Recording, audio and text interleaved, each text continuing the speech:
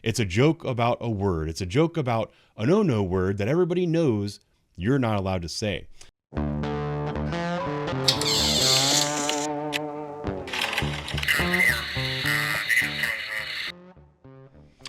Alright guys, welcome back to the channel. For today's video, we're going to have another information session for the world's most incompetent Inspector General and Civilian Review Board. I don't know quite how to classify videos like this because I am going to be providing information to the Inspector General and Civilian Review Board that they already have. They just don't understand what it is that they're looking at. So I think what I'm going to be doing is actually the Inspector General's job today. It's unfortunate that she gets paid so much and doesn't do an appropriate job, but regardless, I am here providing this service free of charge. So to the city of Columbus, you are welcome for my service. The video for today is going to be centered around a conversation that was had during a Civilian Review Board meeting that occurred on January the 7th, 2025. Sorry, you guys can't see the date. My face is covering it up, but it is right there, I promise you. And during this particular meeting, the Civilian Review Board had asked for a list of cases where they thought that complaint should be sustained and that an officer should face disciplinary action. And then that case went before the chain of command. The chain of command disagreed with them, overturned that ruling, and the case was unfounded and the officer was not given any discipline. The reason they're asking for this is because the Civilian Review Board does not yet understand that they have absolutely no authority to issue discipline or anything, and that the chain of command is absolutely not bound to their investigation. To a large degree, this is because of the amount of incompetence that they have demonstrated over and over and over again with their foolish approach to these investigations that should be done by a competent investigator like we used to have in internal affairs with these sergeants that go and do the investigations because they actually know how to do an investigation. So before I don't want to get going too far without letting you see the meat and potatoes of the video today. So I'm going to go ahead and play a clip for you from the Civilian Review Board meeting that's going to set up the topic we're going to be discussing today. Again, this is going to be a case that the Civilian Review Board felt passionately that an officer should be punished, and then the chain of command disagreed with the Civilian Review Board, and now they're upset about it and they don't understand. So watch the exchange now between Civilian Review Board member Pastor Rich Nathan and the Inspector General. And after we get on with that exchange, I'll come and explain what's actually going on here. Investigation allegations with dispositions, cases where the IG had a finding of sustained, and some of those findings were either the chain of command reviewed and agreed or disagreed.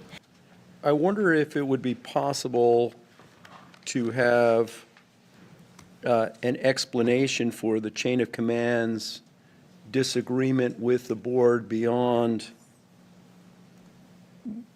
we find that it's unfounded and that's it. So what we can do is, if you go all the way over to the last comments where it says COC comments, those come from once the investigations are done and they go over to the chain of command, and the chain of command sends their findings back over to us. When they disagree, they will put an explanation on there. If there is no explanation there, the chain of command did not provide one. I'm sorry, but like 2024-0405, where we disagreed with the DIG's finding, this was a case that we felt pretty strongly about, where there was posting that seemed to have a racist connotation to us. We see that, so we disagreed with the DIG's finding. In any case, the chain of command concluded that the allegation was unfounded.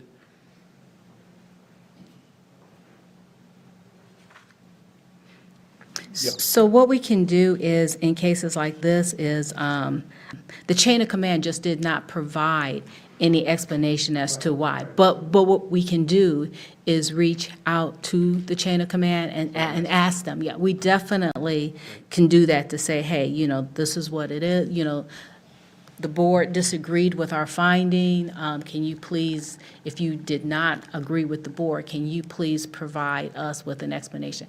Not a problem. We definitely can kind of reach out and get that information. Yeah, it'd be great to know what their thinking is on, and especially this is that was a particular case of importance to us where we were seeing posts by an officer that we found to be unbecoming. Alrighty, so what we had right there was a disagreement between the Civilian Review Board and the chain of command, and the Inspector General right here was saying, well, I don't know. They didn't provide any notes as to why they disagree with your findings, so I'm going to have to reach out to them. This is an example of the Inspector General. See, I have to be careful about my language here because I don't know if she's lying or if she's simply incompetent. It's hard to tell the difference between the two sometimes. And the reason I say that is because she did have the explanation as to why the chain of command rejected the finding of the Civilian Review Board. And it's in this report right here. I have a copy of it. If you heard him say the case is 24-0405, this is the findings, or these are the notes from the chain of command about that particular Civilian Review Board finding.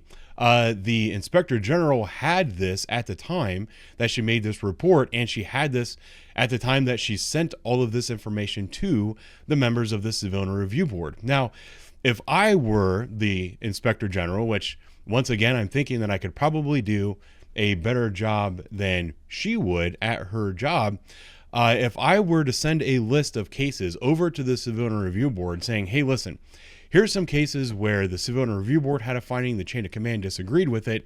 Here are the reports explaining exactly why the chain of command disagreed with your finding on that. But she didn't. What she actually said is, well, I don't know, sometimes they provide some notes, and if they didn't say why they overturned it, I'll have to reach out to them on that. She had this at her fingertips at the moment she was asked this question. So since she was unable or unwilling to provide that answer to the Civilian Review Board, I will go ahead and do that right here. Before I get into the weeds on this particular thing, I'm going to go down here and show you the actual complaint that came into the Office of Inspector General about this officer and his social media accounts. So I'd have to look at this screen for a moment. So it says, hello, I was wondering if this would qualify as unbecoming of an officer. I followed this self-proclaimed Cincinnati police officer and supported his page till I stumbled upon he has some screenshots of things that he thinks are unbecoming conduct. If you look at this screenshot right here, this was an email that was sent to the, I think this is the Civilian Complaint Authority of Cincinnati, the Cincinnati Police Department's Complaint Authority. And he says that this officer is a self-proclaimed Cincinnati police officer. With that information, I think the way this went down was the Cincinnati Complaint Authority went through and they decided, you know what, this is not a Cincinnati police officer. This is a Columbus police officer. They then forwarded that information to the Columbus Office of the Inspector General. The Office of Inspector General went ahead and did their investigation. They had two findings when they looked at the rules. They said the first finding is, does this officer portray himself as a Columbus police officer online? They scoured his social media and they said, you know what? At no point in time does he ever say that he is a Columbus police officer. Therefore, that is an unsustained allegation. The second allegation, they said, let's look at the content of his post and determine whether or not we believe they violated any policies. They looked at the content of the post, which I'll show to you here in just a moment, and they said, we do believe that these are a violation of policy, so they sustained that. So two complaints, one sustained, one not sustained. They forwarded that to the chain of command. The chain of command ended up saying, no, both of these are unfounded complaints, and here's our reason why. I don't think I need to go through and read this entire thing for you, although it is here, and it's written out in very plain language. basically what the chain of command said is, listen, this complaint was sent to the city of Cincinnati. The person who filed the complaint didn't know that this officer was a Columbus police officer. The Office of Inspector General went ahead and investigated this. That's not how things work. We're going to go ahead and say that this complaint is unfounded. That's it. It's actually quite simple. And I don't know why the Inspector General was unable to provide that answer to the Civilian Review Board. And I think it's also important for the Inspector General to remind the Civilian Review Board that they are just there to make recommendations, that their recommendations have absolutely no binding authority, and the chain of command is not required to do what it is that they say. I think they need to be reminded of that periodically, and that's kind of another purpose of what I'm going to be going through today. So I've got the complaint right here, and now these are the memes that this person forwarded to the Office of Inspector General. The Office of Inspector General looked at these and they say, you know what? We do believe that these violate the department's social media policy, so we're going to issue a sustained complaint. The three posts that we're talking about are one with Caitlyn Jenner, and it's an example of the year that he won, is it Woman of the Year? And it's a post that says, never forget that a man was once named the best woman alive with less than a year of experience. It's just kind of a joke saying being a woman must not be that hard because even a man can do it. Then there's also an article from saying that the PGA has banned men from competing against women. I don't understand why they might think that that is a violation of policy. And then the third one, I'm going to go ahead and blow that one up here because this is the one that I think they find most issue with. And this was a post that was made on leap year back in 2024, I believe it was. And it's a post that says, hey, since it's leap year, white people are allowed to go ahead and use the N-word because it's, only once every 4 years, white people are allowed to use that word. And has a picture of Tucker Carlson, kind of straight-faced, and then making kind of a, like, you sure about that face? This is meant to be a joke. It's a joke about saying, hey, once every 4 years, white people are allowed to use the N-word. This is something that everybody knows not to be true. Everybody knows that this is ridiculous. This is a ridiculous joke poking fun at, I don't know, a race-related topic. I think it's important for people to be able to make jokes about racism to kind of, I don't know, if we make jokes about it, then we're taking away its power, taking away its authority. This is not a meme or a post or anything that degrades people of a certain race, nationality, anything like that. It's just making fun of people that want to use a particular word. And this isn't the only time that this post has been used. It's actually a pretty popular joke out on the internet. If you go out on Amazon and you type in N-word pass, you'll get stuff like this. And I see stuff like that going around the internet from time to time saying, hey, congratulations, sir.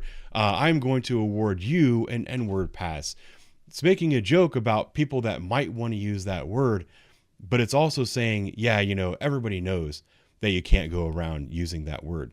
So that's what's going on with this particular post that the Civilian Review Board thinks, oh my God, this is incredibly troubling. This is the kind of stuff that can't be posted by somebody. There's two sides to the reason that stuff like this might be unfounded, and the Civilian Review Board needs to understand that.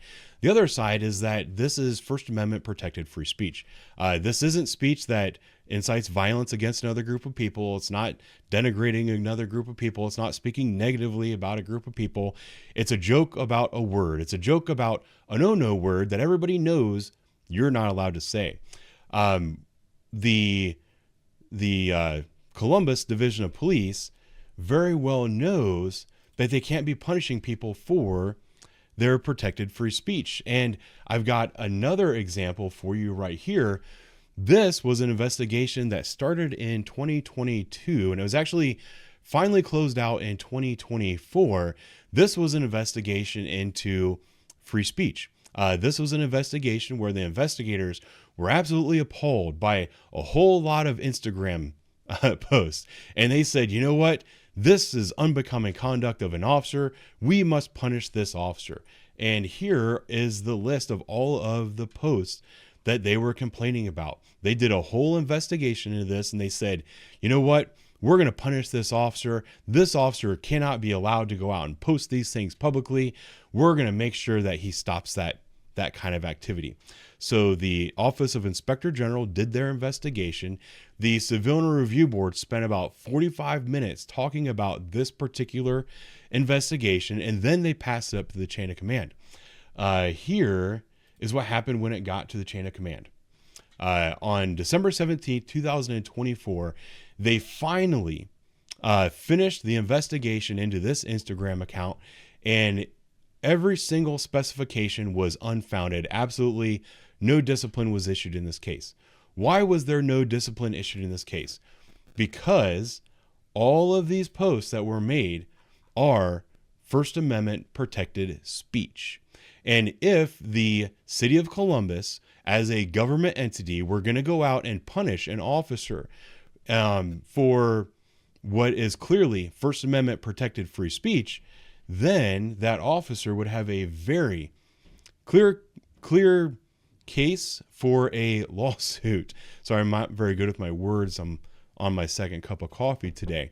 But the city of Columbus is a little bit smarter than the Civilian Review Board and the Office of Inspector General, because they know that if they follow the guidance of people like this, then they will be forced to pay out large sums of money for violating their officers' First Amendment rights. So once again, I'm here to do the Inspector General's job by explaining to the Civilian Review Board why the cases that they think should be sustained are not sustained, as well as reminding the members of the Civilian Review Board that their opinions basically don't matter in these cases, that the Division of Police is under absolutely no requirement whatsoever to follow their recommendations. And if the city of Columbus did follow their recommendations, they would be paying out large sums of money to officers that post stuff like this, because it offends a bunch of goofy left-wing extremists. I think that's all I want to say today. Thank you for watching.